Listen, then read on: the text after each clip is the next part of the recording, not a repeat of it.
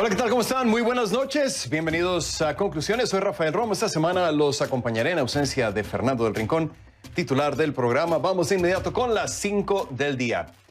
En el número 5, 15 millones. Estados Unidos sobrepasó esa cifra de infecciones este martes, en lo que ya se ha convertido en la semana con casi el mismo número de muertos por COVID-19 desde que se impuso esa marca en abril. El promedio de fallecimientos para la última semana fue de 2.237, justo por debajo de los 2.241 registrados el 24 de abril. A la fecha ya han muerto 285.190 personas a causa del coronavirus.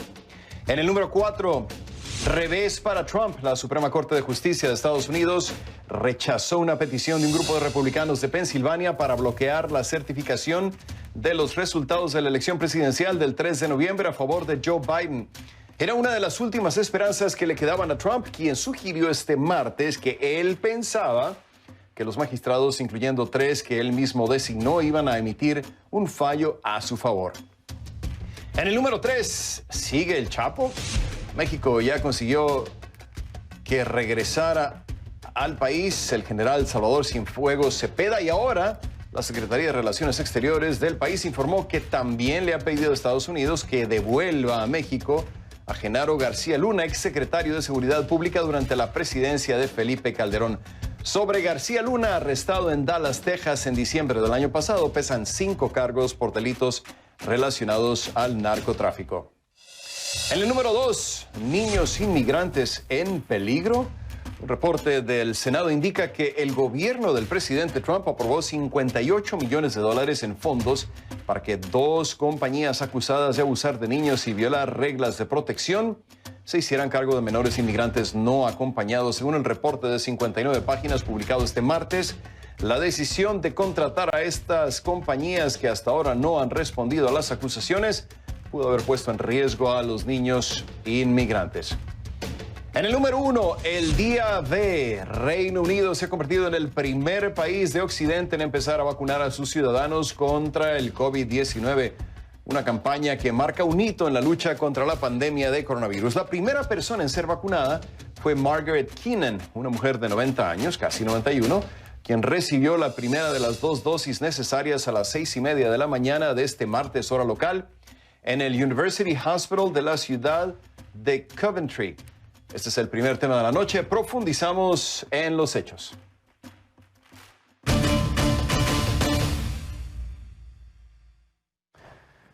Y comenzamos conclusiones utilizando la etiqueta numeral Conclu Primera Vacuna, numeral Conclu Primera Vacuna. Recuerden que recibo todos sus mensajes en mi cuenta en Twitter, @RafaelRomoCNN. Hoy fue un día clave en la lucha contra el coronavirus. El Reino Unido se convirtió en el primer país de Occidente en comenzar a vacunar a sus ciudadanos al margen de los ensayos clínicos. Margaret Keenan, una señora a punto de cumplir, escuche usted, 91 años, fue la primera en vacunarse en el Hospital Universitario de Coventry. Keenan dijo que se siente privilegiada y animó a los demás a seguir sus pasos. Escuchemos. I say go for it. Go for it because it's free and it's the best thing that's ever happened at the moment. So please go for it. That's all I say, you know. If I can do it, well, so can you.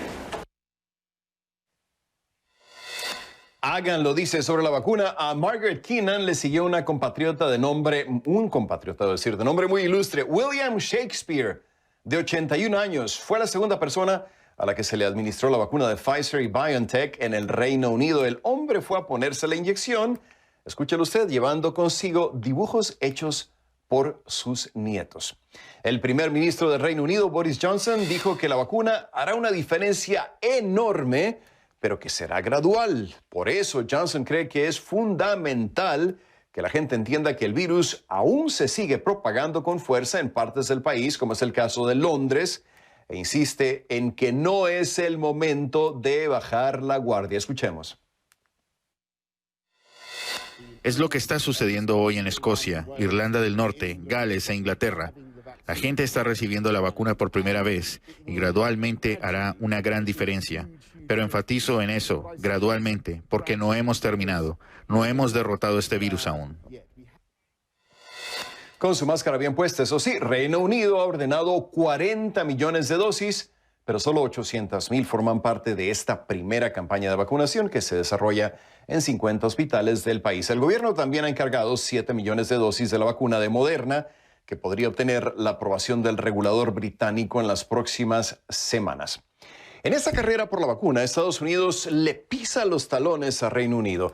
Aquí se está muy pendiente de lo que pase el próximo jueves, cuando la Administración de Medicamentos y Alimentos, la FDA por sus siglas en inglés, se reúna para discutir la petición de Pfizer de autorización de uso de emergencia de su vacuna. Sin embargo, el equipo de trabajo de la Casa Blanca que gestiona la pandemia advirtió a los estados que el actual plan de vacunación no reducirá la propagación del virus hasta finales de la primavera, con lo cual la situación todavía puede empeorar. Estados Unidos solo necesita 5 días para sumar otro 1,000,000 de casos. En otras palabras, en la última semana, en los últimos 5 días, se añadieron otros 1,000,000 de casos al total de infecciones entre la población.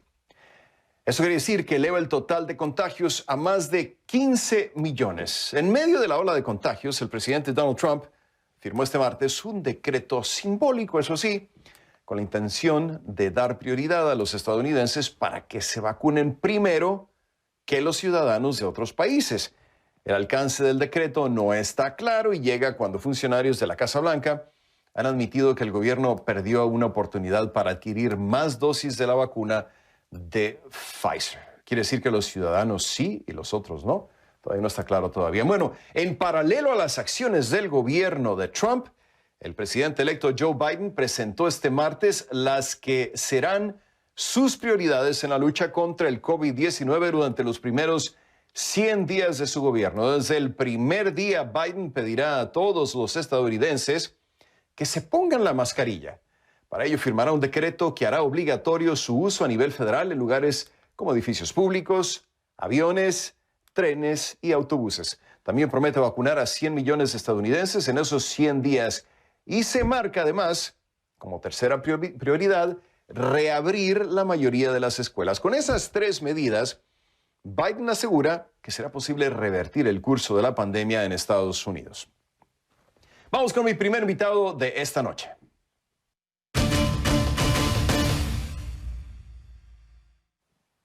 Le doy la bienvenida con gran gusto, con gran placer al doctor Elmer Huerta, experto en salud pública y colaborador de CNN, quien nos acompaña en vivo, como siempre, desde Washington. Como siempre, bienvenido a Conclusiones, doctor Huerta. Un placer saludarlo. Gracias por estar con nosotros a esta hora. Es difícil, doctor, hablar de este momento clave en la lucha contra la pandemia sin recordar por todo lo que hemos pasado este año, especialmente los que hemos perdido seres queridos y hemos tenido a personas cercanas que han padecido de la enfermedad. ¿Qué significa para usted, doctor Huerta, no solamente como médico, sino también como ser humano, que hayamos llegado a este momento? Obviamente, sin olvidar que todavía falta mucho para ganarle la guerra al COVID-19. ¿Qué significa, doctor? Bienvenido.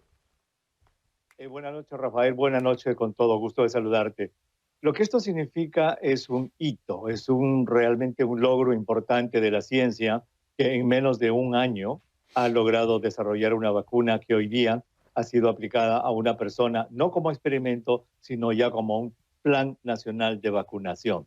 Es realmente un hito importante. Nos dice que la luz está al final del túnel, pero como lo has dicho también en tu presentación, yo creo que el público tiene que entender de que hasta que no llegue la vacuna, Rafael, a la posta médica, al centro de salud, al hospital cercano a la casa, donde quiera que nos estén viendo, tenemos que seguir cuidándonos. No podemos bajar la guardia, porque recién está empezando la lucha contra esta enfermedad. Si esto fuera un partido de fútbol, Rafael, estamos más o menos en los 20 a 25 minutos del primer tiempo.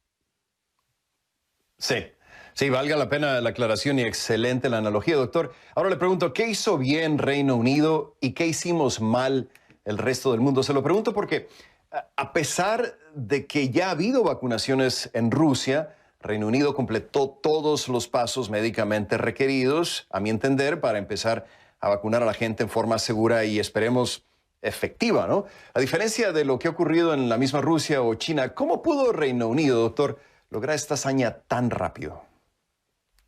Bueno, en realidad, mira, lo que ha hecho el Reino Unido es básicamente acelerar el proceso de aprobación. Ellos no han tenido tanta burocracia, tomaron la decisión política de aceptar los estudios que Pfizer estaba presentando y aprobar el uso de la vacuna. Lo que ha hecho Estados Unidos, lo que hemos hecho en este país, es ir un poco más con el libro, como se dice. Presentar la solicitud, llamar al grupo consejero que se reúne este jueves, recién se va a aprobar, ya sabemos a quién se la va a dar. O sea, burocráticamente, regulatoriamente, ha sido mucho más, digamos, pegado al libro lo que ha hecho Estados Unidos que lo que ha hecho el Reino Unido. Pero no nos olvidemos que lo que está usando el Reino Unido, esta vacuna, no ha sido desarrollada por ellos. Lo que ellos han desarrollado es la vacuna de AstraZeneca y la Universidad de Oxford, que está todavía teniendo algunos problemas. Lo que ellos están usando es la de Pfizer, que ha sido desarrollada por un laboratorio alemán, BioNTech. Doctor, me llamaba mucho la atención lo que decía usted sobre la luz al final del túnel, porque una enfermera que se llama May Parsons, que fue la que le aplicó la primera vacuna a una mujer de 91 años en Inglaterra, dijo lo siguiente, se lo voy a leer, doctor, escuchemos juntos. Los últimos meses han sido duros para todos nosotros que trabajamos en el Servicio Nacional de Salud, es decir, el de Inglaterra, pero ahora se siente como si ya hay una luz al final del túnel. ¿Está de acuerdo con ella, doctor? ¿Realmente podemos hablar de la luz al final del túnel o es un poco anticipado todavía? Yo creo que sí, ya podemos hablar. Imagínate que ahora, este jueves, se aprueba Pfizer en Estados Unidos. El próximo jueves se aprueba Moderna en Estados Unidos y vamos a tener probablemente unas 50 millones de dosis en lo que queda del año hasta enero o febrero. Luego se van a tener 100 millones más hasta el primer semestre. De tal modo que ya progresivamente la población se va a ir vacunando. El gran problema, y esto sí es realmente doloroso, Rafael, es que la disponibilidad de las vacunas no va a ser pareja en el mundo. Ya, digamos, los países con mayor poderío económico las están comprando todas. Y entonces ahora va a quedar en manos de la Organización Mundial de la Salud, de organizaciones como la de Bill Gates, hacer que la distribución sea más justa y que llegue también con premura a los países pobres que también la van a necesitar. Entonces yo creo que ya empezó. Y una sola vez ha ocurrido algo parecido en la historia de la humanidad a esto, Rafael. Empezó en 1966, cuando se tomó la decisión política y mundial de que se quería erradicar la viruela de la faz de la Tierra. Tomó 14 años hasta que en 1980 se dijo ya no hay viruela. Sí, a veces es fácil olvidar los tiempos y la forma como han ocurrido las cosas, pero eso nos ayuda a ponerlos en perspectiva. Ahora, doctor, alguien me hacía una pregunta recientemente y en el momento me dije a mí mismo, ¿cómo quisiera que el doctor Huerta estuviera aquí conmigo para que respondiera esta pregunta por mí? La pregunta reflejaba, bueno, las muchas dudas que existen en torno a una vacuna desarrollada en tiempo récord para curar una enfermedad nueva que realmente todavía no alcanzamos a entender. Y la pregunta era la siguiente, doctor, ¿qué tal si la vacuna hace más daño que bien? ¿Podemos estar seguros de que no será contraproducente? ¿Qué le respondería, doctor? ¿Cuál es su respuesta a esta pregunta que tiene mucha gente? Hay que ser honestos. Claro que sí, es una pregunta muy frecuente. El hecho que se haya hecho en un tiempo récord, que es menos de 12 meses, es porque lo que se llama la etapa preclínica, Rafael. Pre significa antes de, clínica, ser humano. La etapa investigativa de la vacuna, es decir, determinar la dosis, la tecnología, hacer todo eso, ya estaba casi hecho porque cuando en el 2012 apareció el MERS, producida por un coronavirus, primo hermano de este coronavirus, ya la vacuna casi se completó. Pero ¿qué pasó con el MERS? Casi desapareció. Solamente hay unos cuantos cientos de casos en el mundo, de tal modo que los científicos en mi país, decimos, se quedaron con los rulos hechos, con su vacuna casi hecha. Entonces, ahora que salió esta enfermedad con este nuevo coronavirus, dijeron, eureka, ya lo tenemos casi hecho. Entonces, toda esa etapa preclínica ya fue avanzada. Y esto es importante. La etapa clínica, Rafael, es decir, experimentación en seres humanos, fase 1, fase 2 y fase 3, ha seguido los cánones que dan la ciencia. Es decir, se han hecho en el número preciso de voluntarios que necesitan estas fases, los estudios se han publicado en revistas científicas revisadas por pares, de tal modo que hay garantía de que esta segunda etapa, la clínica, ha sido bien hecha. Por lo tanto, yo creo que en este momento estamos en capacidad de saber si las vacunas son efectivas y su seguridad hasta el momento. Ahora, Rafael, mira, esto es importante. Cuando se lanza al mercado una medicina contra el cáncer, contra la diabetes, contra la presión o cualquier otra medicina, se hace exactamente lo mismo. Cuando ya se aprobaron las fases 1, 2 y 3, se lanza al mercado y luego ya durante el uso del medicamento se van averiguando qué otros efectos secundarios puedan aparecer. Igual va a ser con estas vacunas. Queda completamente aclarado públicamente en todo Estados Unidos y América Latina. Como siempre, le agradezco muchísimo al doctor Elmer Huerta, experto en salud pública y colaborador de CNN, quien nos acompañaba desde Washington. Gracias, doctor. Hasta la próxima. Chao, Rafael. Muchas gracias. Hasta la próxima. Buenas noches con todos. Muy bien, marcamos la primera pausa al regresar. Niños inmigrantes en riesgo en Estados Unidos. Un reporte del Senado indica que 2 compañías contratadas para alojar a menores de edad indocumentados tenían un historial de abuso. Y más adelante, México. Primero fue el general Salvador Cienfuegos, luego Genaro García Luna. ¿Quién será el próximo candidato a ser retornado al país? Volvemos con esto y más aquí en Conclusiones. No se vaya.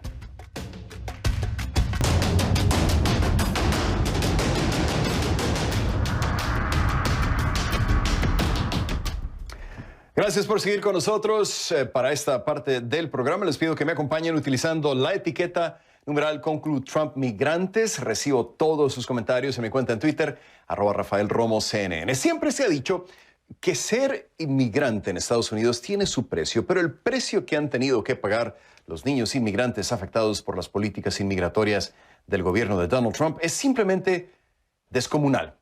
Ya sabemos que muchos de estos niños fueron separados de sus padres en la frontera sur de Estados Unidos entre 2017 y 2018, en algo que psicólogos y expertos han descrito como una tortura.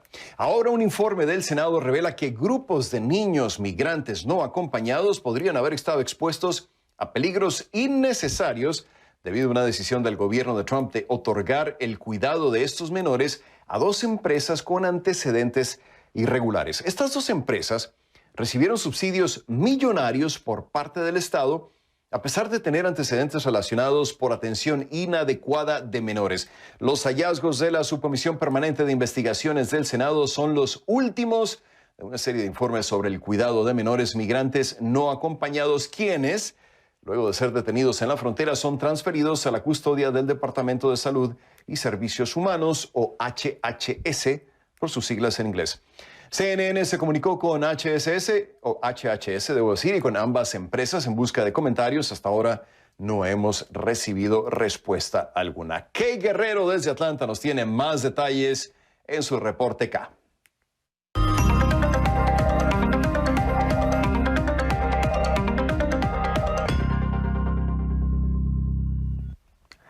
¿Qué tal? ¿Cómo estás? Como siempre, un gran gusto saludarte. ¿Cómo explicar que el gobierno estadounidense haya seleccionado a 2 empresas con antecedentes irregulares, por ponerlo de una forma, para atender a estos niños migrantes no acompañados? Adelante, te escuchamos.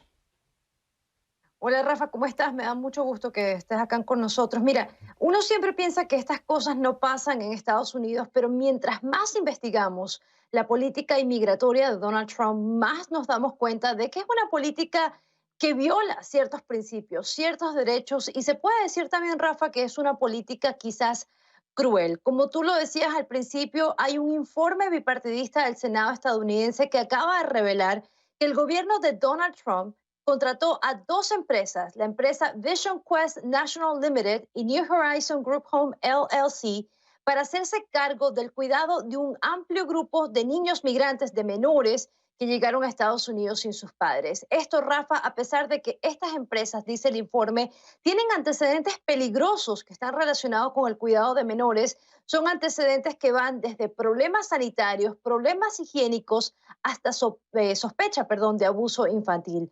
Por ejemplo, en el caso de la primera empresa de Vision Quest, hay un expediente en la ciudad de Filadelfia porque esa ciudad tuvo que transferir a todos los niños que estaban en esa empresa a otro albergue, precisamente porque habían casos confirmados de abuso infantil, incluyendo episodios donde el propio personal de esa empresa, al parecer, Rafa, fomentaba peleas entre los niños residentes. Aún así, el gobierno de Estados Unidos le otorgó a la compañía una subvención para albergar a niños no acompañados en una de sus instalaciones. Esto es lo que dice el informe del Senado. Ahora, la otra empresa involucrada, New Horizon, tenía la licencia suspendida debido a una serie de violaciones estatales en Carolina del Norte. Y sin importar este detalle, vamos a llamarlo un detalle, porque es una gran negligencia, el Departamento de Salud y Servicios Sociales de Estados Unidos, el HHS, le otorgó un subsidio millonario para operar un albergue de niños migrantes, pero por supuesto en otro estado, porque en Carolina del Norte, como te decía, ya tenían la licencia suspendida. En total, Rafael, el gobierno federal le adjudicó aproximadamente $58 millones en subsidios a estas dos empresas, es lo que dice el documento, aunque el Departamento de Salud ya empezó a descontinuar ese subsidio, ya se habían desembolsado más de $32 millones que ahora se están tratando de recuperar, pero por supuesto eso se va a ir a una apelación, a un proceso legal, así que podría demorarse. El Departamento de Salud no les pidió transparentar sus antecedentes, no le pidió casos, expedientes para ver si habían demandas pendientes y ni siquiera se investigó el historial disciplinario de estas compañías.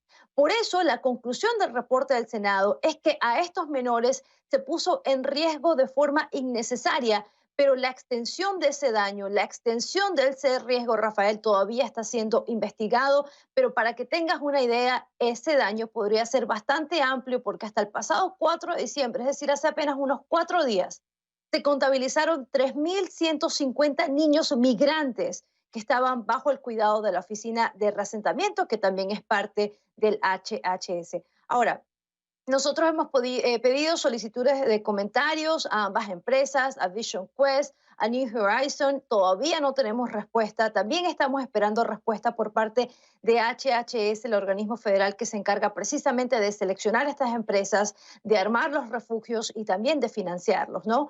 Es una situación muy lamentable, pero como dice el reporte del Senado, Rafa, todo esto solo ocasionó pérdidas millonarias para el país, para los contribuyentes, porque ya sabes que de allí sale el dinero, pero al mismo tiempo, y esto es lo más importante, Rafa, se puso en peligro la vida de muchos menores de edad que llegaron a este país sin padres, que llegaron a este país sin nadie que los pueda refugiar. El Departamento de Salud, hay que decirlo, también ha sido señalado de no reportar incidentes graves relacionados con abusos, pero ha dicho en el pasado que se están tomando medidas para mejorar los cuidados. Se desconoce hasta el momento, Rafa, la efectividad de esas medidas y este reporte sin duda es una prueba de eso. Sí, no solamente indigna el riesgo en el que son puestos estos niños inocentes ya de por sí, sino también es dinero que estamos pagando nosotros, ¿no? Que los contribuyentes son muchos dólares, 58 millones de dólares y bueno, los resultados son nefastos completamente. Gracias, excelente el reporte como siempre. Kay Guerrero desde Atlanta, la encuentra en Twitter en @KGuerreroCNN, @KGuerreroCNN. Y al volver a conclusiones, primero fue el general Cienfuegos, ahora México solicita la extradición de otra alta figura del gobierno mexicano encarcelado en Estados Unidos bajo acusaciones de narcotráfico y corrupción. Regresamos.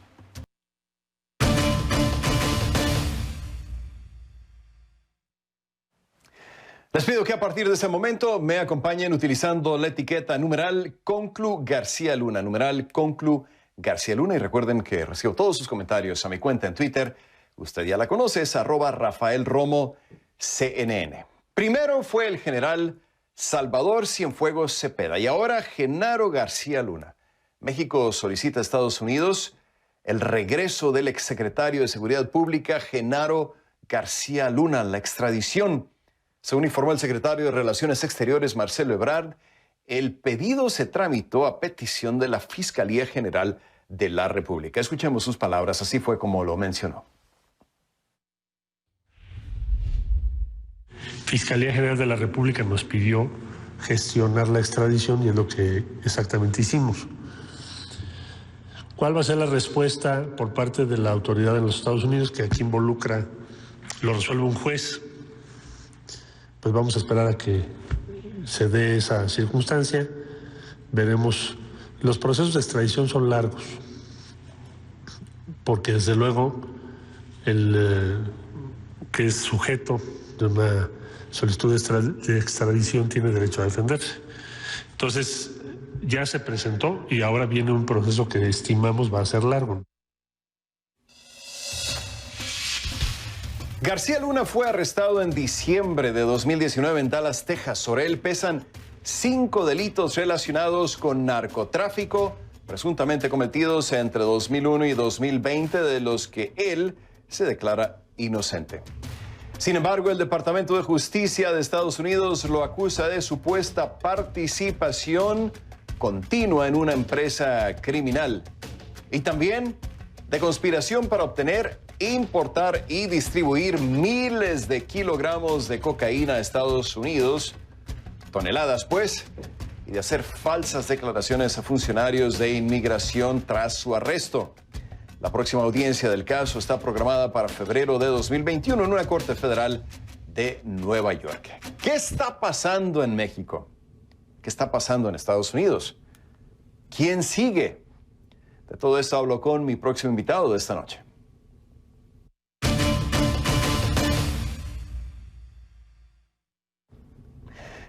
Le doy la bienvenida a Jorge Castañeda, exsecretario de Relaciones Exteriores de México, comentarista y colaborador de CNN. Jorge, bienvenido a Conclusiones. Gracias por estar con nosotros esta noche. Primero fue el exgeneral Salvador Cienfuegos, cuya extradición nos dejó atónitos a muchos, tanto aquí en Estados Unidos como en México. Ahora el gobierno de México pide formalmente la extradición de Genaro García Luna, quien fungió como secretario de Seguridad Pública durante la presidencia de Felipe Calderón. ¿Es parte, Jorge, de una estrategia del gobierno de Andrés Manuel López Obrador? ¿Y qué lectura le das a esta petición de extradición? Bienvenido, buenas noches. Hola, ¿qué tal? Pues mira, no sé bien si sea una estrategia, porque como es un gobierno tan errático y tan de bote pronto de tomar decisiones así, a veces de forma improvisada o precipitada, es difícil saber si es una estrategia. Conviene recordar que va a ser casi ya un año desde que fue detenido Genaro García Luna en Dallas por las autoridades norteamericanas, y bueno, no sé si necesitaban tanto tiempo para armar un expediente, se dice en México, una carpeta de investigación y formular la solicitud de extradición. Entonces es tal vez más bien un gesto para la galería, para la taquilla en México, para mostrar que México pues es muy valiente, que el gobierno de López Obrador es muy digno, y así como logró que Estados Unidos mandara de vuelta a Cienfuegos, pues ahora también quiere que le manden de vuelta a García Luna. Me parece que más bien va por ahí la cosa, porque no creo que se hagan ilusiones en México, en particular la Cancillería, de que García Luna esté llegando muy pronto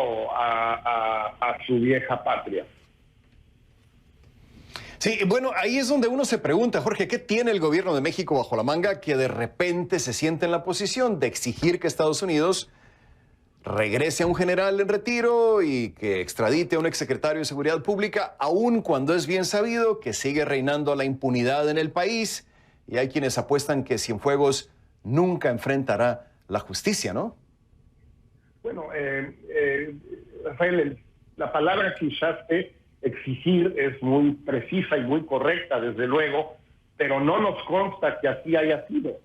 Eso es lo que el gobierno de México ha querido vender, que el gobierno de México le exigió, le pidió, le solicitó a Estados Unidos que devolviera Cienfuegos, y que Estados Unidos accedió, por cierto, a cambio de nada. Es muy posible que así haya sido, pero a nadie nos consta que así haya sido, en primer lugar. En segundo lugar, el caso de García Luna es muy distinto, porque ya han empezado las audiencias. De este lunes tuvo lugar, la siguiente va a ser en febrero, porque está aislado García Luna por temas en cuarentena, por temas de COVID.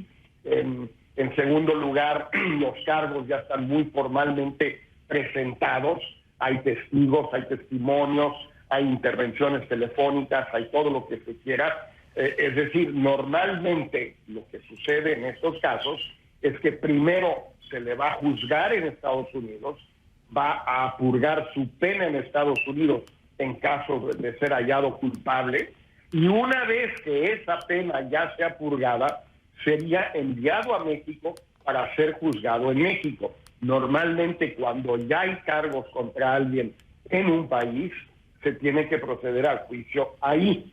Como decimos en México, el país que lo detiene es mano. El caso de Cienfuegos era muy distinto. Para empezar, México no pidió ninguna extradición, mucho menos, ni tampoco le fincó cargos como sí le está fincando a García Luna.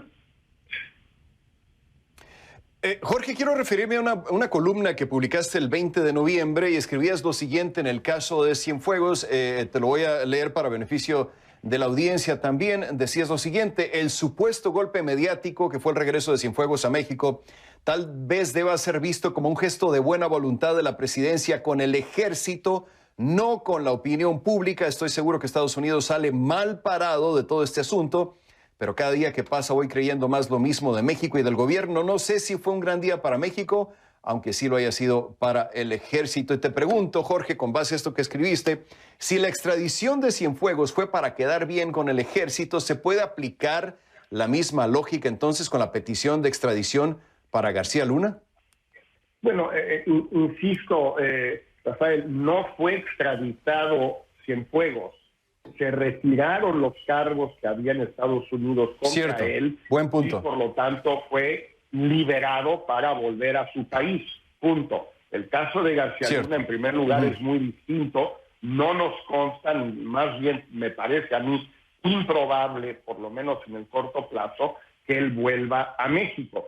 A lo que yo me refería en esa columna que citaste era que las encuestas que en ese momento habían salido, y esto fue confirmado ya por muchas encuestas posteriormente, mostraban que la gente en México, en un porcentaje de 3-1, pensaba que Cienfuegos sí era narco o corrupto o ambas cosas, que no iba a ser juzgado en México, que no se le iban a presentar cargos y que no le iba a pasar nada en México. En ese sentido, la opinión pública en México no se fue con la finta, por así decirlo. El gobierno le dijo a la opinión pública: Cienfuegos no ha sido encontrado culpable, no cometió ningún delito, los cargos en Estados Unidos son falsos, se tienen que retirar, que venga a México y aquí veremos qué pasa. La gente no lo creyó. A eso me refería. Sí, no, bueno, sí, no, excelente. Y aparte escribías algo similar el 24 de octubre en una columna para esta casa, para CNN, en la que argumentas que la estabilidad en México es más importante que una victoria contra la corrupción, victoria que calificas en esa columna de efímera. De esto se trata todo a fin de cuentas, Jorge. Para Estados Unidos es preferible no tocar el avispero que actuar contra alianzas entre la cúpula del poder en México y el narcotráfico.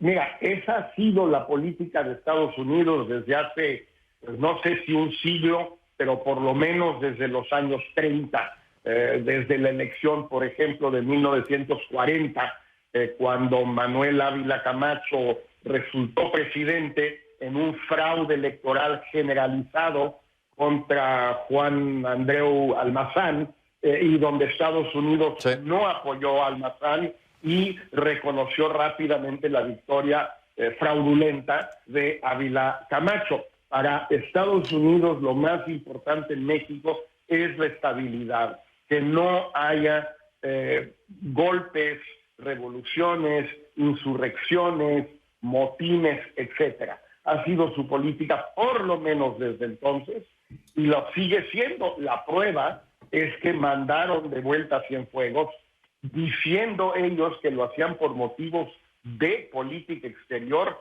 y de seguridad nacional. ¿Qué motivos? No sabemos, pero podemos especular que el motivo de fondo era justamente la estabilidad política en México, que podía verse amenazada por el descontento del ejército. Jorge, en los segundos que nos quedan, nadie tiene una bola de cristal, pero tú conoces a México como muy pocos y quería preguntarte si consideras que va a haber algún tipo de juicio que llegue hasta su conclusión en el caso Cienfuegos. Pues mira, no quiero apostar a que no, pero mi impresión es que o no va a haber juicio, y de plano no van a presentar cargos en su contra, o presentarán algunos cargos, los de Estados Unidos, habrá un juicio pro forma y será exonerado en automático, porque yo no creo que haya condiciones en México para que un exsecretario de la Defensa sea juzgado realmente por una corte con una fiscalía que busque realmente condenarlo y que esto resulte. No lo creo, pero bueno, mira, hay tantas sorpresas, puede haber una más en este caso. Sí, cierto, ya lo veremos seguramente. Como siempre, un placer charlar contigo. Jorge Castañeda, exsecretario de Relaciones Exteriores de México, comentarista y colaborador de CNN en español. Regresamos con más aquí en Conclusiones.